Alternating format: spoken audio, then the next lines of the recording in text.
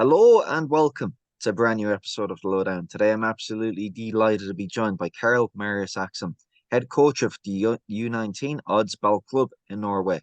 He has also recently conducted a PhD in visual perception and elite football. Karl, big warm welcome to the show. Thanks so much, Connor. It's a pleasure to be here and looking forward to the talk. Karl, as we begin with every guest that comes on the show, could you please take us through your earliest football memory? Yeah, I had to think about that because I got the question from you earlier today and or yesterday, and I had to think about that. But I think it is Norway in the 1998 World Cup against Brazil in France.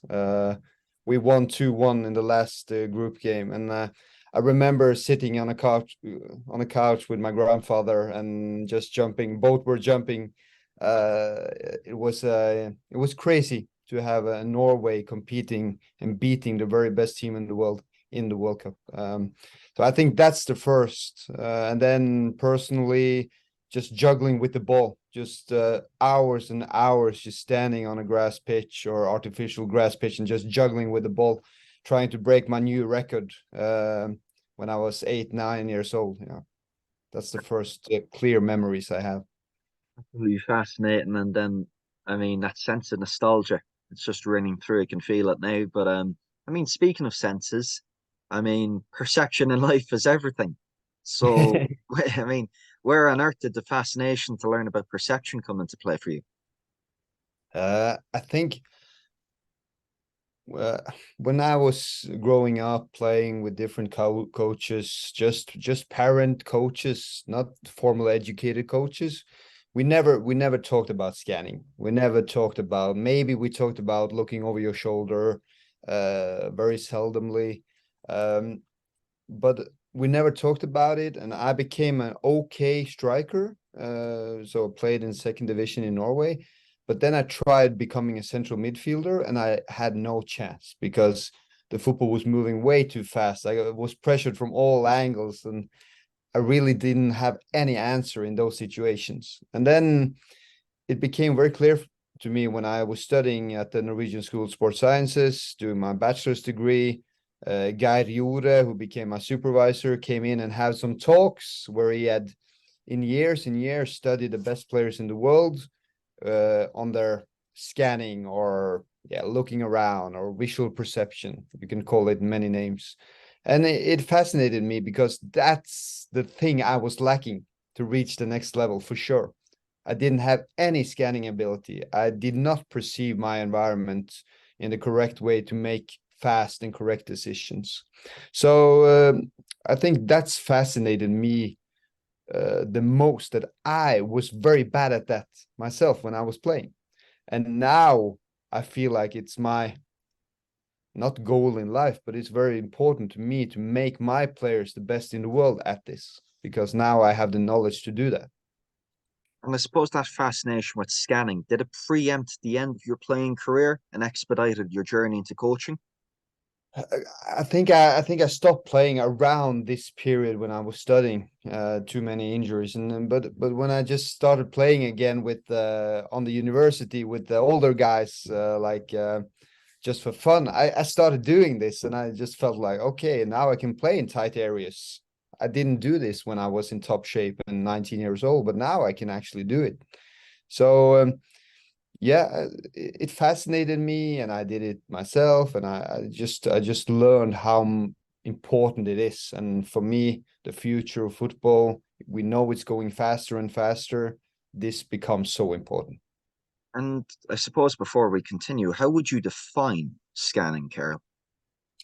We defined it as every time you look away from the ball to gather information from opponents, teammates, or space, or even the referee, that is important for the subsequent development of play. So if you just turn your head to look at your misses up on the stands, it's not a scan, but every time you look away from the ball. So it always starts with looking at the ball. We only count scans when you look away from the ball, because the ball is what you're looking for. We know that from research, from my research, that over 90% of fixations, eye fixations on the football pitch is on the ball, over 90%. So the ball is everything. It's the ultimate attractor. So it's, yeah. So we always start with the ball, and then we look away, and then we count the scan. So there's a few different components you just spoke about there. So it's about what you're looking at away from the ball. It's how Mm. long you're looking at something, and it's the moment. It's when you're looking at something. Mhm. So would you say there's quite clearly a big difference then between, let's say, looking and seeing when it comes to scanning? Yes, and that's both a philosophical question and a methodological question. But for me, I think you can be looking or you can be scanning without seeing what's happening, for sure. I see a lot of young players just turning their heads and they're trying to look, but they're not seeing what is happening. They're doing the scan in the right direction at the right time, but they don't see the player pressing them, so they just turn and lose the ball. And I think also, if you want to be technical, I think for order to really see something, you probably need to have a fixation on it. So you need to see details. So fixation is looking at something long enough to see details. And it's important that scans, it does not have fixations. Very few scans have fixations. So you're actually looking, but you're not seeing details, but you're gathering information from the, I used to call a scan like a blurred video. Every time you scan, it's a little blurred video of your environment. It's not detailed, but you're seeing enough. The best scanners are seeing enough to make decisions. So they're seeing the movement of the attacker or the movement of the defender. They're seeing where the space is opening up, but they're not seeing the details. They're not reading the name on the back of the shirt because the scan is too quick. So it's a difficult question. Are you looking? Are you seeing? It has many components, actually. It's interesting because you kind of reverse engineer it all, and it goes back to your own playing days, and it's just like, well, I mean, yeah, I mean, I suppose we're all predisposed to kind of similar enough youth development structures growing up. So I suppose, I mean, before we tackle your studies, was there anything that sticks out to you pertinently in terms of, well, there's a over reliance here and there's an overtraining perhaps of some positional or situational games, where it's a Mm. case of we're not playing enough 11v11. Mm. We're not playing enough uh, in every type of way. So every small-sided games, 8 versus 8, 9 versus 9, we're not playing enough. And I think every time they're talking about the Spanish football revolution, they're talking about this, oh, they start with the Rondos so early. But the thing they do that we never did was they start with playing 4v4, 5v5 so early. They're playing the game, and the training is games, games, games, and they're understanding spaces when they're 7 and 8 years old. We never did that. We did passing exercises from A to B to learn how to control with the inside of the foot without to play with the outside of the foot. We had scoring training with we have to finish in that corner and that corner without the goalkeeper and without opponents. So we're just learning the technique, but we're not learning the skill. And I think that's a very normal thing to do. That's the linear pedagogy, that you have to learn all the techniques and then you can put it into a game. But what the Spanish have told us and shown us, and what I feel now that the entire football community knows, is that you can start practicing these techniques in and skills simultaneously. Yeah. And Yeah. for me, it gets back to the intentionality piece about it in terms of it seems to be less about what we train and more as to how we train it, how we coach it. Mm. It's like even nowadays in 21st century, I mean, if it wasn't before already, but like coaching and training and attention is such a huge fulcrum in all of this too. Mm. I agree, and I think you can you can have the perfect exercises, but if you coach it wrong, it becomes wrong. It becomes mislearning, or bad learning, or you can have you can just play the game and you can have perfect coaching at the right time. And but for me, it's all about practice design. So I believe that if you use a lot of time always thinking about the exercise design, the practice design, and you're putting players into these problem solving situations that are specific for their position or their development, they will make the correct mistakes and they will make the correct solutions, and they will get 100 repetitions each week in the same spaces, and they will learn. It's impossible not to learn in that type of environment. Yeah, it's really interesting you speak about designing different training environments to vary returns in your coaching because, in fact, it was something Arsene Wenger. I don't know if you read his recent interview with Miguel Delaney in the Independent. Absolutely fascinating. I'll attach it in the show notes below. But I mean, in light of this context, Karl, I mean, Wenger speaks about quote, football is conquering the world at an unstoppable speed, and at the moment, there's a dysfunction between the audience and practice in some countries. End quote. I mean, would you agree or strongly agree with that statement? I think it's interesting that it's Wenger because so one of our projects were with it's not a if you read the research paper, you understand very quickly which Premier League club we're talking about, and that was the last season of Arsene Wenger in Arsenal, where we did this scanning study, and he was very fascinated on this subject. So he invited Geir and us over to do this full season study on scanning on Arsenal players. So he has always been ahead of time. He wanted to know what's the new big thing. Where can we make the next big step? And I think he was very enticed by this. Can our players become the best scanners? Because we want to play quicker football in less space. So yeah. Yeah, it's interesting too. I mean, like he really is.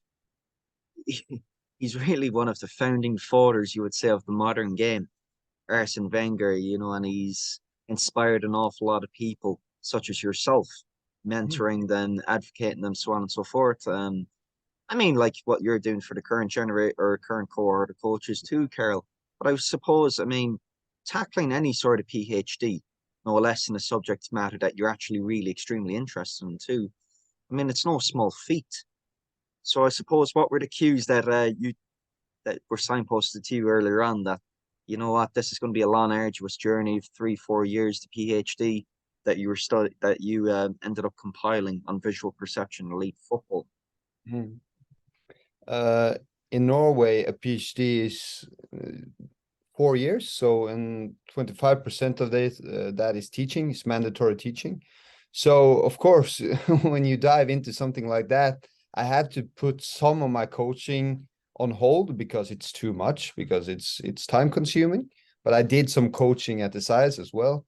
But it's you just you just dive in completely into that subject and you just do. I don't know how many thousand game situations I've looked at. I counted scans from players in different clubs around the world.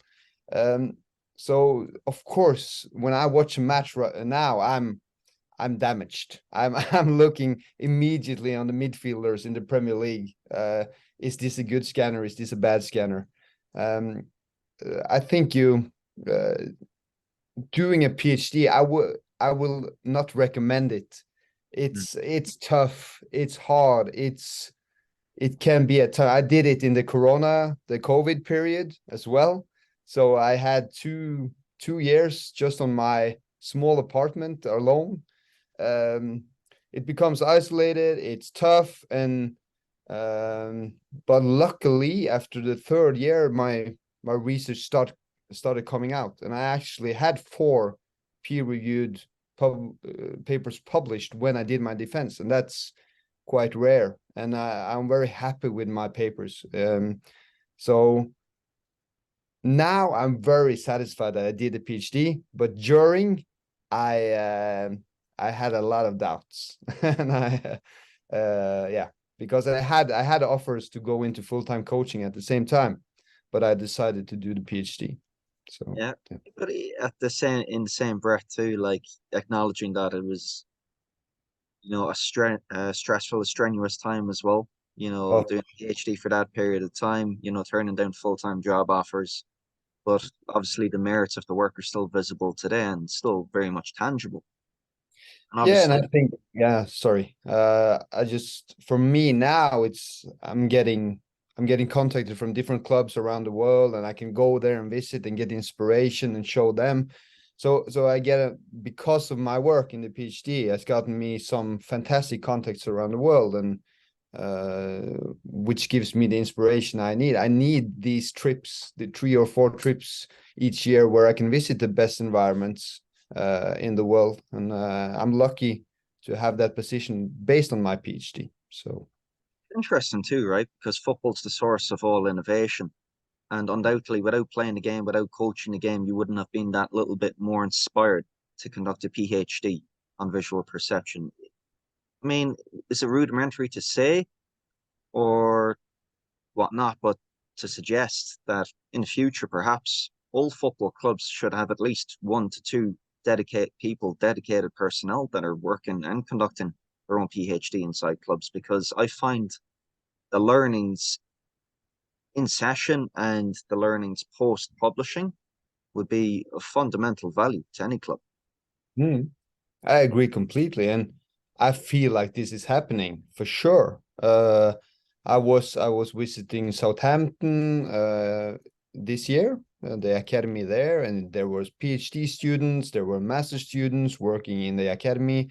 I'm visiting Ajax this month in the yeah, the later this month, and they have PhD projects going on decision making and VR, and so I just feel like I know a lot of clubs that have full-time PhD students. They have a lot of master students, and they're understanding the importance of doing in-house studies, in-house research, because they want to find the next big thing.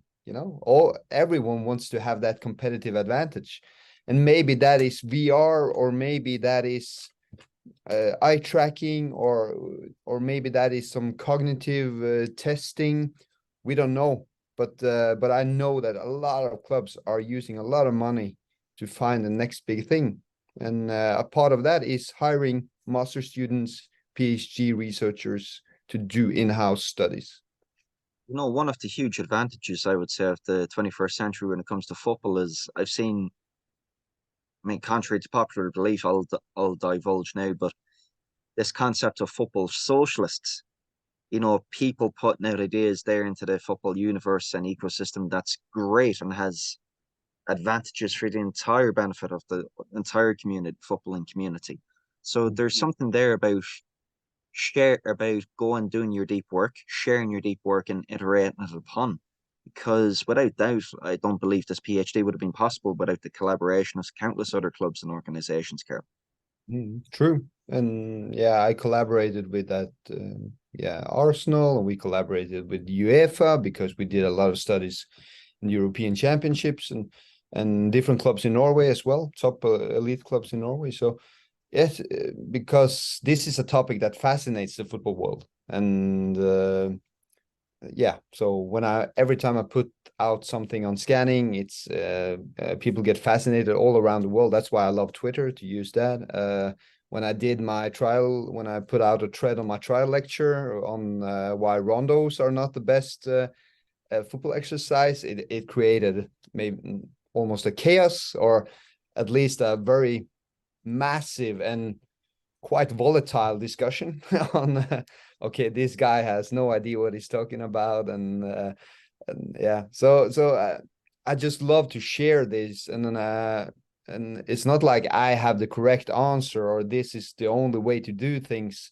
I'm not saying that. I'm just saying I believe in this. I have a background, and I have both from academia and practical, where I can say that, okay, I believe this works based on evidence and practical application. But I'm so open for new ideas and learning, and I use Twitter both to be come in contact with others, but also to get inspiration. So mostly to get inspiration from others. Absolutely fascinating. And indeed, the piece on the Rondos we'll touch upon shortly. But I suppose getting into the nitty-gritty piece about the PhD, Carol, I mean, it was absolutely fascinating for me to read about on an article with FIFA how quite prominent 2018 was a year for you and Mm, your thesis with mm, respect to the U17 and U19 European Championships. mm. At the same time, we did the Arsenal study, and so we gathered a lot of information that year, and then we used the next couple of years to write these out. Um, yeah, I spent, I think the under 17 European Championship was in England, so I spent 3 or 4 weeks in England, just traveling from Loughborough to uh, I don't remember all that. I think I had a base in Loughborough because I went 1 year in a university there, but then I went around the entire England and watched games and filmed games. And I did the same year in Finland for the under 19 European Championship. So I had a base, and then I just went to the different stadiums, and I had my camera and I just filmed the matches the way I had to film them to get the perfect scanning analysis. Yeah. So 2018 was a crazy travel year for me. Yeah. And I mean, from conducting such thorough research, particularly focusing on the 17s and 19s Mm. European Championships, what were some of the seminal findings that emanated from your research? I think for that study, the big thing was that the under 19 players are scanning at the same rate, same frequency in the similar positions to elite players like Arsenal players. So there was no difference. But the big difference was between the under 17 and the under 19. So under 19 players, they scanned significantly more than under 17 players. And then we have to think about what causes this. And for me, it was under 17 players were top academy players in the best clubs. But the under 19 players, they were professional players playing in the top 5 leagues. So there seems to be like some sort of something is happening in that age group. So they need to scan more perhaps to reach the next level, or the football goes the football is so much faster between the academy and the senior top 5 leagues that we have to scan more. There's something happening there, and that I think is very important for player development. We have to make players ready to scan at the same rate that the professional players are doing, and the under 17 players are not doing it. So something needs to happen there, and I believe we can influence it earlier on, because yeah. And obviously armed with this finding, I mean, Mm, in your current role, you are U19's coach for a mm. club in Norway. I mean, how is that impacting, for example, the coaching and the behaviors of the U15s, U17s below U19 age groups? I think that depends on the coach, and it's not like because I focus a lot on it in my group that the other are doing the same. So some, I think they get some influence from it, but it's not like it's not systematic in the club. It's not like this is a focus point inside the club. But of course, when they hire someone like me, then of course the daily talk is about these things, and they are seeing that the players from my group that are making the last step to the first team and becoming professional, they are actually doing this because they have become better scanners. Hmm. So the last two players from my group who was promoted to the first team and has for the first time become underage national team players in Norway, they took the last step because they got a perfect last scan. The timing of the last scan became perfection for both those players. They are attacking players, they're playing between the lines a lot. So this skill is very important for them. And from one of them never scanned during the last pass before I started working with him. Now he does that perfectly every time. So And then with his skill set, his dribbling ability, it's by far the biggest skill set I worked with. Of course, now he has the time. So he knows every time he can turn and face the defender. He knows when he has to play one touch back, because now he always scans during the last pass. So I think just by having these examples, then of course the entire club is focusing more on it. But I can't say that it's not systematic. It's not written down by the club. It's personal dependent. It's personal dependent. Hmm.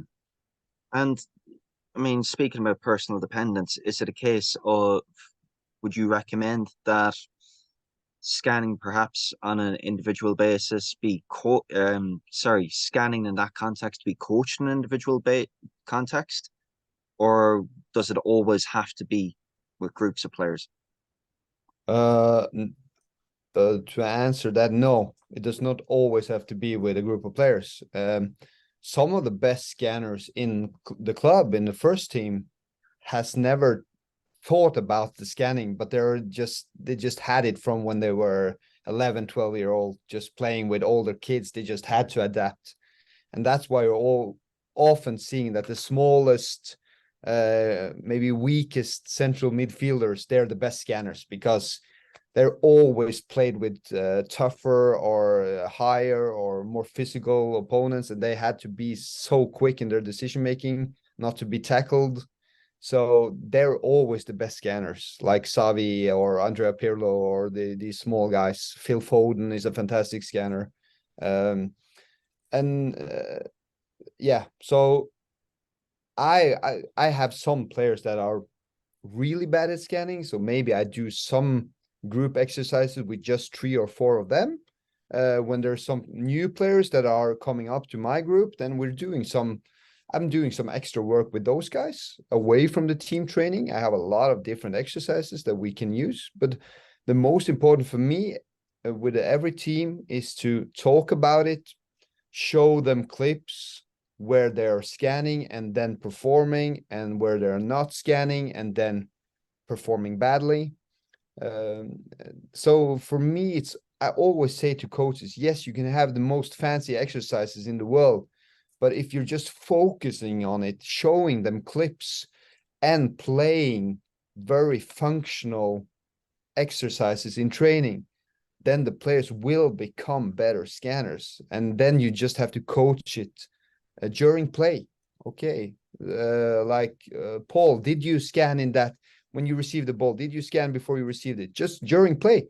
Did you see the run of the right winger? So just talking about it, focusing on it, and then watching video clips. I think you have to watch video with the players because they love to see themselves, and for some, this is the key to understand. It's often the video that makes them understand the importance, but then they need to practice it in the games on the pitch. But they often need to see themselves from a bird's eye view to really understand that they're not scanning particularly well. Hmm. And going back to the 17th and 19th research, I mean, was there a huge discrepancy per position, perhaps? Yeah, it always is. And then I found that I did my master's thesis on Ajax Academy players. And so we have like the numbers for a central midfielder when you are 15 and then 17 and then 19.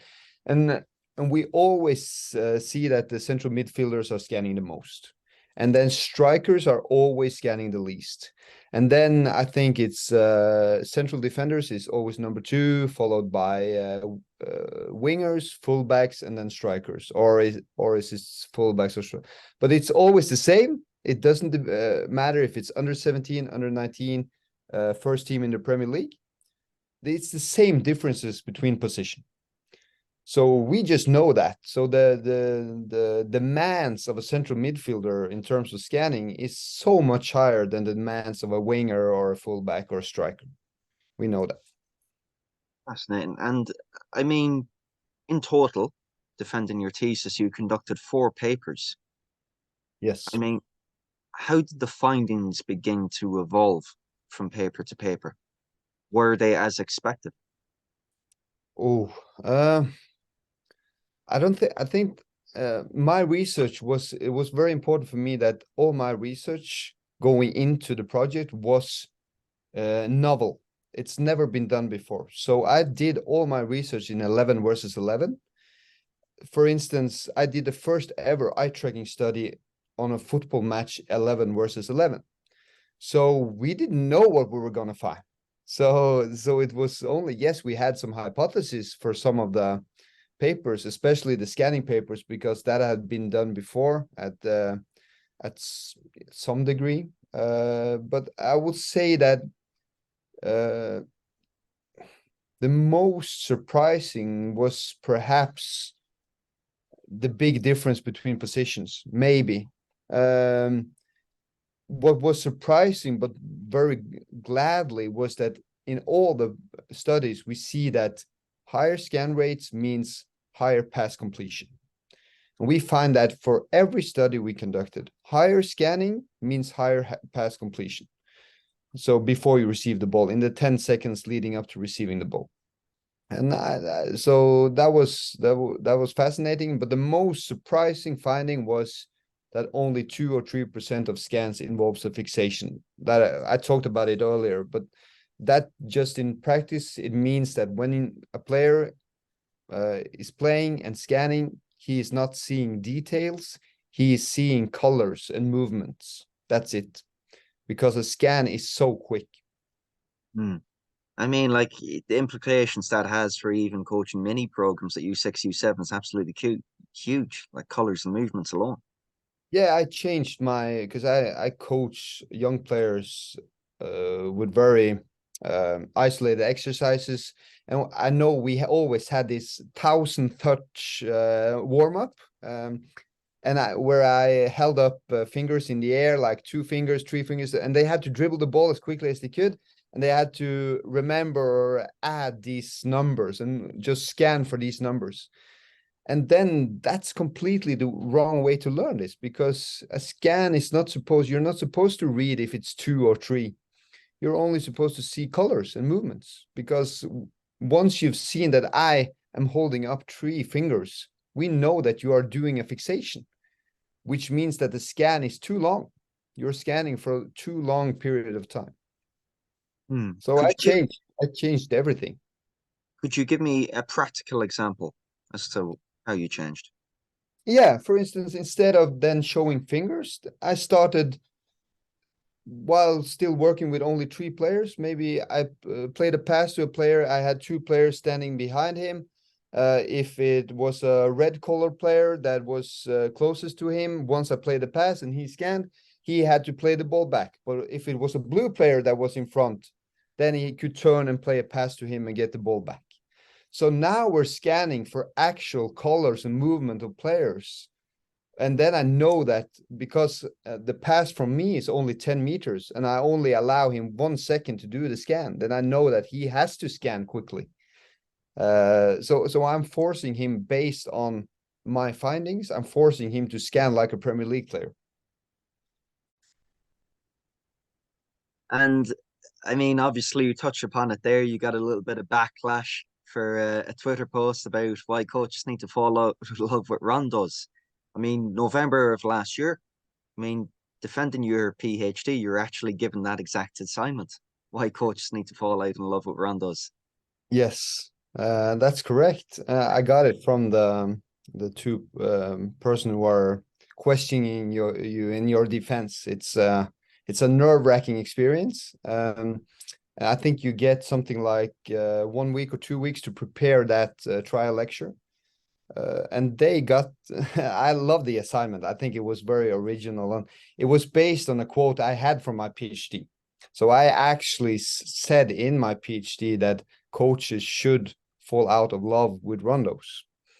And then they made this assignment, and so I just attacked the assignment, looking at it from a motor learning, motor perceptual learning standpoint, and different things like scanning, creativity, how do people learn, specificity, transferability. So I just looked at it from all those angles, and it's important for me to show that this is just I could have done this with a passing exercise. I could have done this with a small-sided game, but the assignment was a rondo. Hmm. So I could have done it the same ways, but by doing this, I started finding some deficiencies with the rondo, and then based on my thinking that every minute we have on the pitch counts to making the players as good as they can be. Um, the time we have on the pitch for me is so essential. So are we wasting some of the time with just automatically doing 15 minutes rondo each training? Because I know a lot of coaches are just doing that. They just have this we need to do a warm-up, and then we need to do a passing exercise, and then we need to do some sort of rondo or positional game, and then we can work on some aspect of our game model, for instance. I'm just questioning, could we start working with the actual game model from the very first minute after we do our warm-up?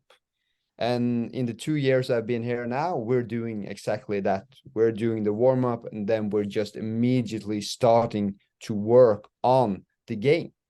It doesn't matter if we have 12 players or 22 players. I'm designing exercises that they are meeting in the match from the very first moment after the warm-up. I mean, just judging alone from the rebukes that you were getting online via Twitter, did it highlight to you perhaps that there is an awful deficiency in terms of coaching practice and coaching circles of not being able to logically think, perhaps from a first principles based approach? I think that the love of rondos is just a cultural thing. It's based on the assumption that the Barcelona of Pep Guardiola became as good as they became based on the rondo, because Pep Guardiola was talking about the rondo, and Johan Cruyff has been talking about the rondo, and Xavi has been talking about the rondo. And I just think that automatically people or coaches have thought that, okay, then this has to be the magical exercise because we're doing so many passes, and we're working on the body position all the time, and it's just a perfect exercises to work on both feet and working on passing. And then when you actually look at the exercise, I think I used an example. It's called, I think you can YouTube it. It's amazing FC Barcelona training or something on YouTube. It has million views. But then you're just seeing Xavi, Iniesta, and Messi. They're just standing in this 6 versus 2 rondo, and they're not performing any passes in the same way that they're doing in a match. It's not similar at all. There's no scanning. There's no adjusting the body position. It's no passes over 8 meters. And how often do you play passes under 8 meters in a game? Very, very few passes. So what are you actually watching? You're watching these group of guys having fun with the ball. It's just a fun social exercise. They're not becoming any better. They're just doing it for the fun and social thing. It's fun. I always say the best argument for doing a rondo in a training is because the players love it. It's fun. It receives laughter. That's the best argument. If you want to talk about football development, skill development, skill adaptation, you cannot say that rondo is a good exercise or the best exercise. It's not possible. And in terms of being really intentional about our training, I mean, you argued there's no better place to begin than the game model.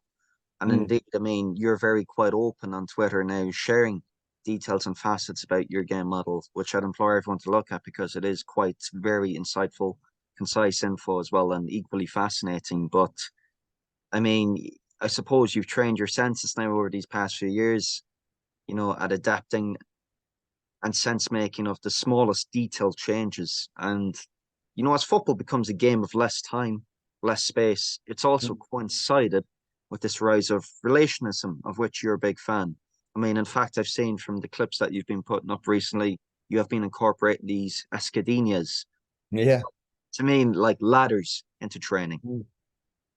Yeah, we actually had a game yesterday where it suddenly emerged this perfect Escadinha in the defense midfield channel of the opponent. And it's just lovely when the middle player in the Escadinha is just jumping over the ball without thinking. I don't think he would have done that maybe 2 months ago, but now he just does it. And just by doing that, he confuses the entire defense.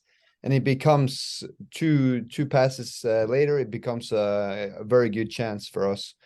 So uh, this is like this is another example of how I can get inspired by Twitter, because I just read Jamie Hamilton's piece on relationism, and for me it was wow, this is something. It's something we've been doing, but these concepts is entirely new for me. And then I just started talking with my players on these concepts. I show them some tabelas and some escadinhas, and they just, yeah, we're doing this, but I didn't know that they had a name. And now they're talking in the training of, oh, for this game, we should create more escadinhas. We should do that. And I think that's just, I love that. And I think the biggest misconception on me from some people is that you cannot have this extreme thorough game model and still be a supporter of relationism. Because I know that I'm a big fan of the constraints-led approach and nonlinear pedagogy, but some of the most fanatic in that area are saying you cannot have a very thorough game model because that limits creativity, and that then you're not opening for creative solutions. For me, it's the complete opposite, because I think that the game model makes me aware what I want to see from my team, but I never tell a player what decision to make in a situation. Never ever. We're talking about concepts and we're moving players here and there, and we're talking about spaces, and we're talking about, can you pass through, around, over, or onto an opponent.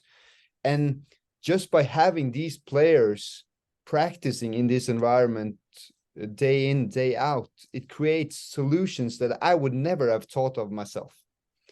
But you're still seeing, when my team is playing, you're seeing the game model 100%, but you're seeing a lot of solutions, a lot of patterns that I have never thought about, which they are just creating among themselves inside the principles that we have.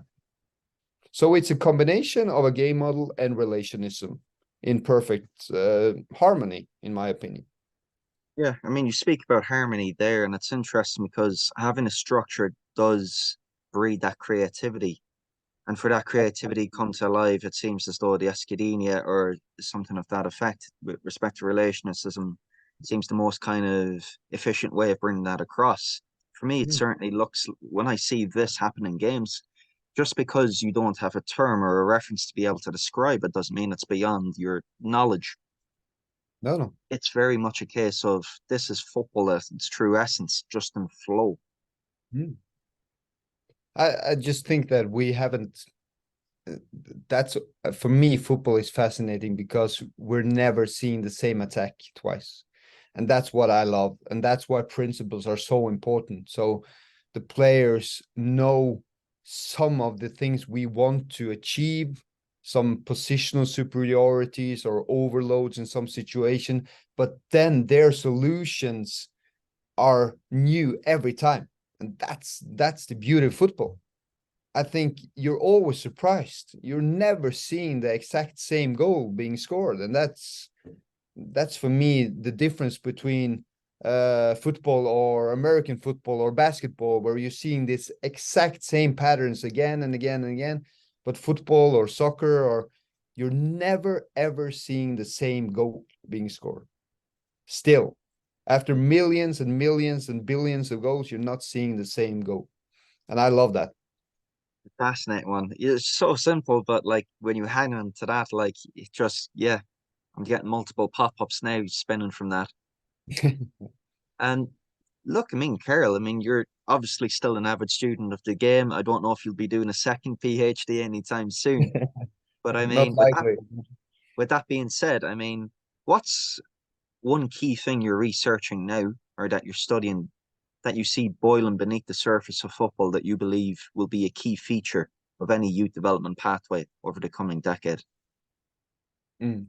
Uh, so when I finished my PhD, and it was always my plan to go into full-time coaching because all my ambitions is in coaching. I want to be a head coach at the highest level possible. So uh, I'm not ever going back to academia and researching a PhD. But of course, now I'm doing more practical research based on my knowledge on scanning.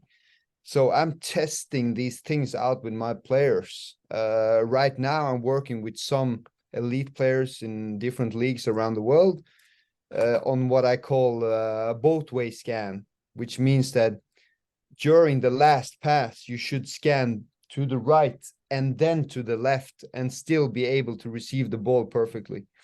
I think that will be the next big thing, which gives you a 360-degree awareness every time you receive the ball.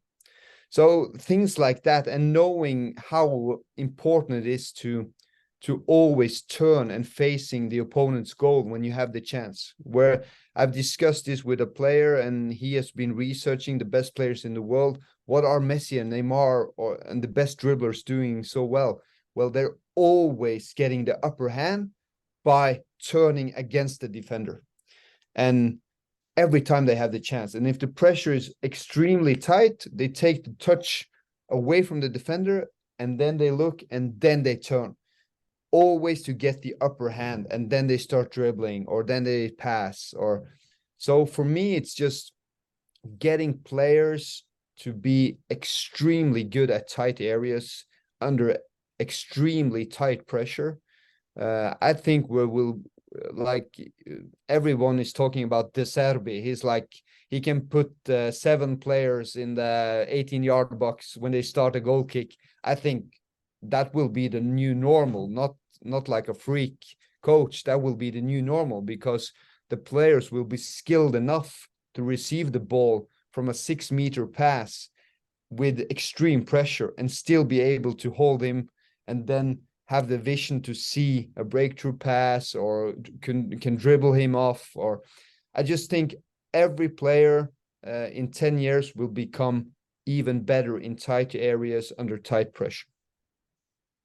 I think, obviously being very optimistic throughout this entire show, I mean, it certainly is an exciting frontier of which we're about to embark upon when it comes to football. And just even, I'd implore a lot of people listening to the podcast just to even let that set with you alone. No two attacks are the same. So how can we create many different mini models within our own Arsenal, with our own game model? It's going to be fascinating to see how that begins to kind of emerge and evolve. But Mm. I mean, I have to say, Karl, I've really thoroughly enjoyed speaking with you today on the show. I think what you've given the game back in terms of this first-hand knowledge regarding scanning is very important. I do believe there ought to be a lot more people akin to yourself that I would call football socialists giving back to the game, because it would be very, very unfortunate for that knowledge to remain incubated within a federation or a club and not shared and disposed widely. However, with that being said, I mean, for those people that are even slightly inspired listening to you today and wish to thread a similar path, what would be the one bit of key advice you'd have for them? Um, I think that you have to find something that is, I think to do this for a very long period of time, you have to have this motivation, this really inner motivation. And for me, it was very early on. I wanted to become the best coach in the world, best football coach in the world. That was it's still my life goal. It hangs over my bed each night, a poster of it. And I knew that early on, so I started working on my game model, even though I wasn't coaching. And although I'm still just an under 19 coach for one of the biggest clubs in Norway, but still, it's a far way to where I want to go. But you need to have that ambition, you need to have that drive, and then for me, the way was academia. I had to be the one coach in the world who had the PhD. I had to stand out in a way. But if it's a bachelor's degree or master's, or most of my coaching colleagues doesn't have any formal education at all. They're just doing the licenses, and they have this practical knowledge. And so I don't think you have to find your way, you have to find your inner drive and motivation, and you have to find what's correct, what's what's best for you. For me, I love to read, I love to think about things critically. So for me, academia was a right way to go. For others, they are more practical. Then I would start by doing internship for big clubs, or just taking contact with players. So no, with coaches. So now there's a lot of coaches who ask me, can I come and watch training? And of course, I love it. Come watch trainings, join me. But yeah, take on coaching jobs, get a lot of practical applications, and maybe do some courses and some formal education. Do what's best for you, but have the inner drive, because you need that, because it's not always uphill in the coaching career. It goes very up and down. Yeah. Fantastic. Karl, thank you so much for joining me on the show today. Thank you, Connor. It's a pleasure. Yeah, it was a pleasure.